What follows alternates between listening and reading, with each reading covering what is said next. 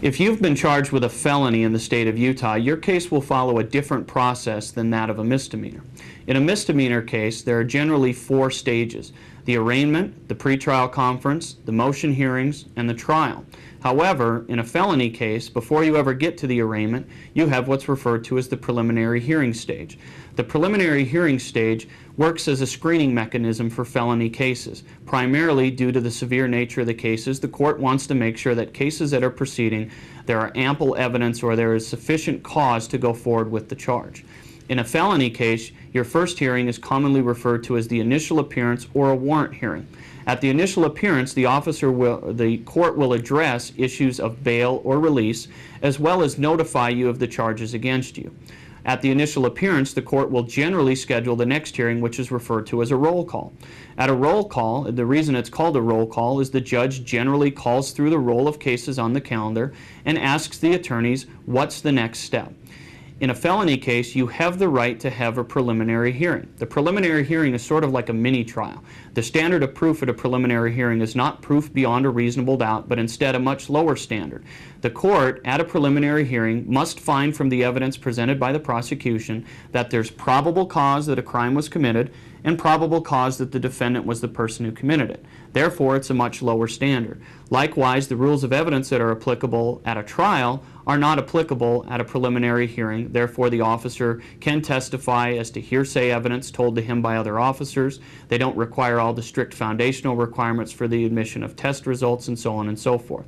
So a preliminary hearing also provides the defense with a very valuable tool in gathering discovery about the prosecution's case. Any witnesses who are called by the prosecution can be cross-examined by the defense attorney. Any exhibits that are presented will be provided to the defense attorney, and it gives us an opportunity to see how weak or how strong the prosecution's case is, as well as to get evidence out on the table that may help us, whether it be a motion to suppress or at trial in the future.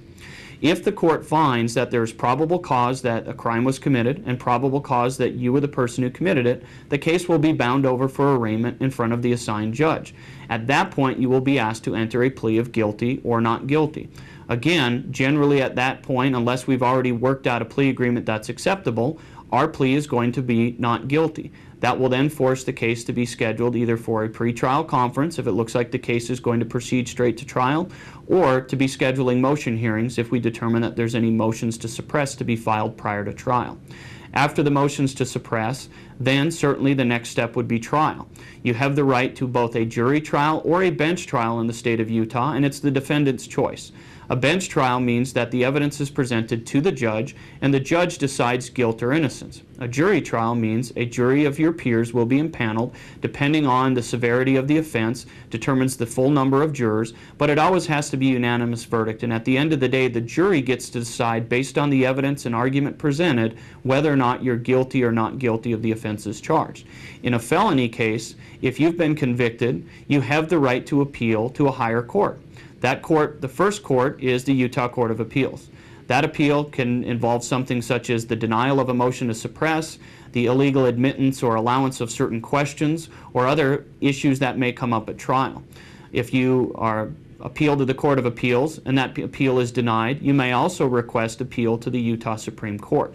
Our attorneys represent people anywhere from the initial arraignment all the way through oral arguments at the Utah Supreme Court. Certainly we can provide you with representation at every phase, and our goal is to try to resolve the case in a way that it satisfies your needs without taking the case to trial if possible, but at the same time, throughout the course of this felony process, we will be preparing your case with an eye to the fact that this case could go to trial, and if it does go to trial, we'll be prepared to put on the best defense possible.